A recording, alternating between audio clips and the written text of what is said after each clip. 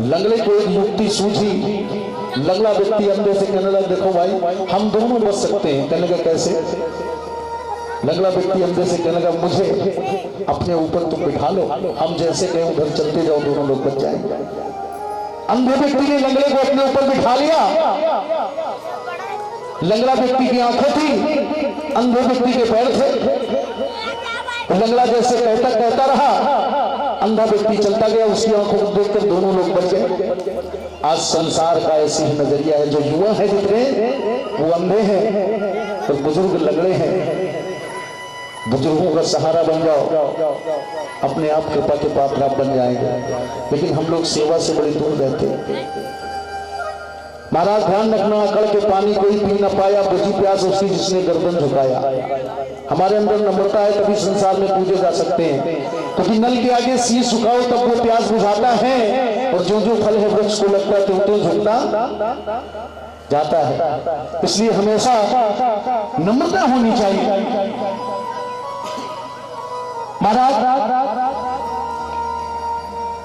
अक्सर हम लोगों के अंदर एक प्रश्न उठता है कि आखिर क्या कारण है कि हम इतना कथाएं सुनते हैं, इतना धर्म का कार्य करते हैं, लेकिन फिर भी हम बड़े दुखी हैं, बड़े परेशान हैं। ऐसा अक्सर सोचने को मिलता है कि हम इतना धार्मिक कार्य करते हैं, इतनी कथाएं सुनते हैं, फिर भी हमारे पास धर्म नहीं। और जो इंसान धर्म से विमुख रहता है, ज्यादा धर्म की ओर अग्रसर नहीं रहता, उसको प्रभु बहुत धन देते हैं। आखिर क्या? इसका भी कारण है। देखिए, आप एक चीज समझ लीजिए, उसको पैसा मालिक क्यों देता है? क्योंकि उसकी अभी पुण्य कुछ बाकी है शेष, इसलिए और पैसा देता है। 10 लाख और 50 लाख और 1 करोड़ और अभी उसके कुछ पुण्य शेष है। इसलिए जब पुण्य समाप्त हो जाती है, अधर्म की गठरी ज्यादा हो जाती है, तो अचानक उसको हार्ट अटैक हो जाता है या कोई चला गया। लेकिन एक गरीब आदमी जो धर्म के प्रति समर्पित है, सब कुछ कर रहा है, गरीबों से प्यार भी कर रहा है, सबको सीने से लगा के चल रहा है, प्रभु का भजन भी कर रहा है, लेकिन वो धन से परेशान है। क्यों? क्या बात है? आखिर वो धन उसके पास नहीं, क्योंकि आपके किए हुए गलत कार्य उनका भोग आप भोग रहे हैं। आपसे कहीं ना कहीं गलतियां हुई हैं, ये समझ लीजिए। तो जो समय चल रहा है उसको आप चुपचाप काट लीजिए। वही जो राम रचि राखा, कोई कहीं तर्क बढ़ावे शाखा। ये समझ लीजिए, होना वही है जो होना होगा। इसलिए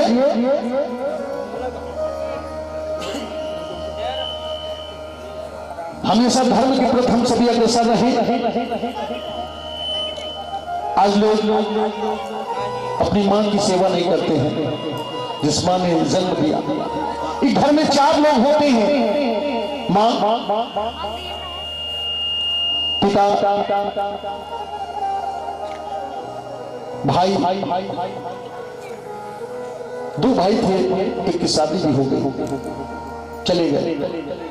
एक भाई चला गया नौकरी करने, लौट के आया 4.5 साल के बाद। भाई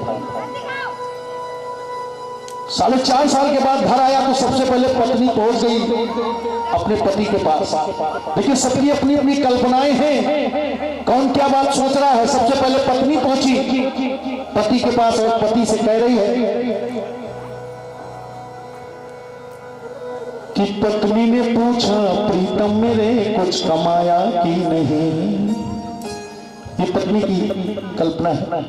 पत्नी को कुछ चाहिए। 4.5 साल के बाद पति आया है तो उससे पूछ रही कि पत्नी ने पूछा, प्रीतम मेरे कुछ कमाया कि नहीं। और पिता ने पूछा, बेटे मेरे कुछ लाया कि नहीं है। हर भाई ने पूछा, हिस्से में मेरे कुछ आया कि नहीं।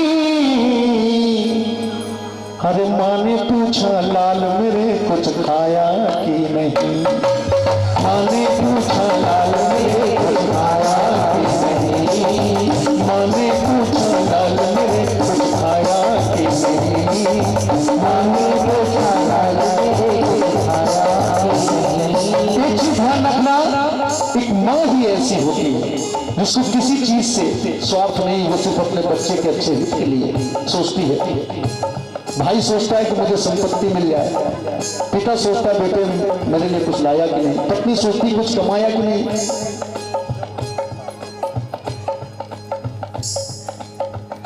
और देखिए एक भजन का आदेश आया है, एक भजन बिल्कुल मैं सुनाऊंगा।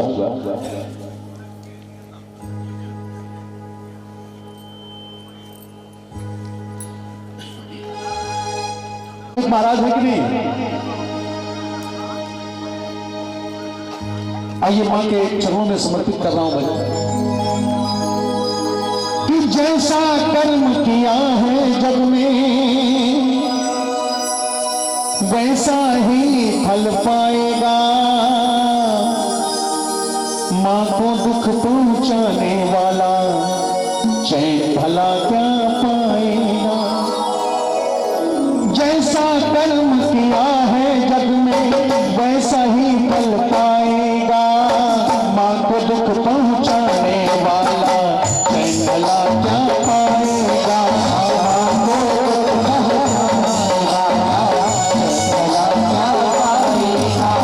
जैसा कर्म किया है जग में वैसा ही फल पाएगा। मां को दुख पहुंचाने वाला चैन भला क्या पाएगा।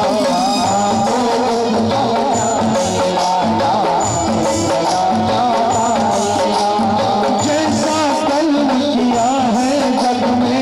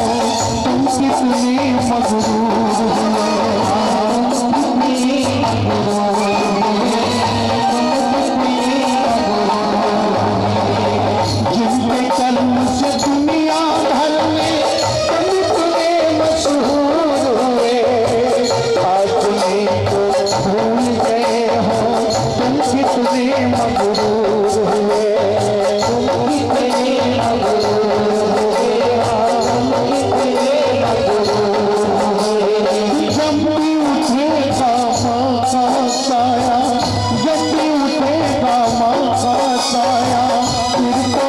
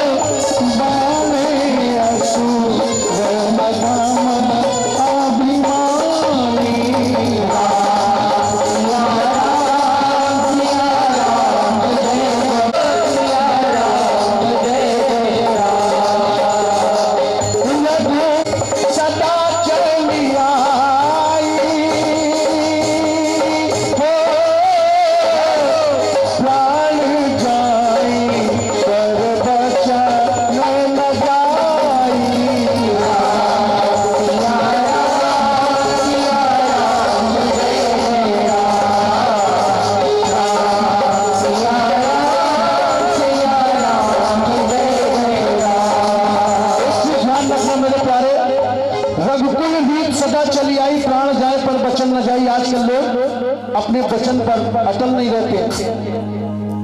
राजा दशरथ ने कैकेयी को वरदान दे दिए।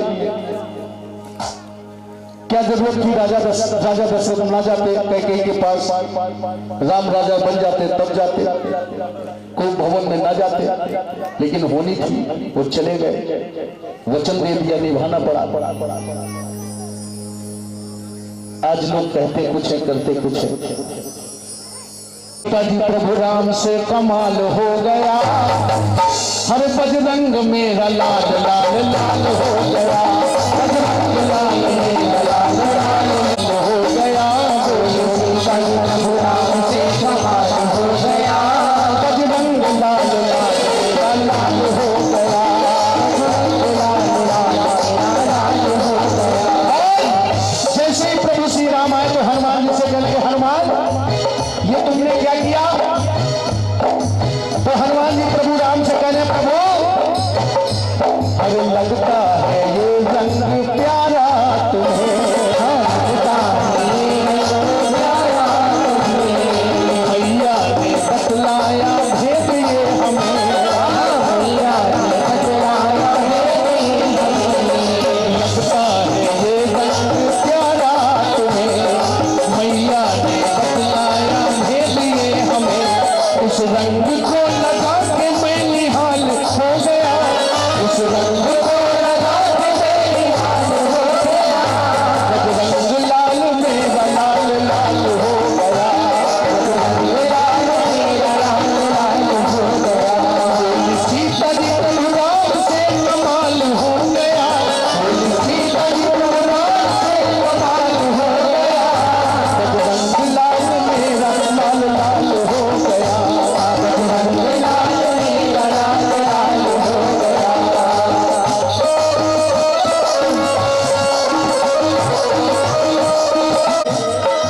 ऐसा क्या है खास लाल रंग में, ऐसा क्या है खास लाल रंग में, और रंग डाला अपने को लाल रंग में,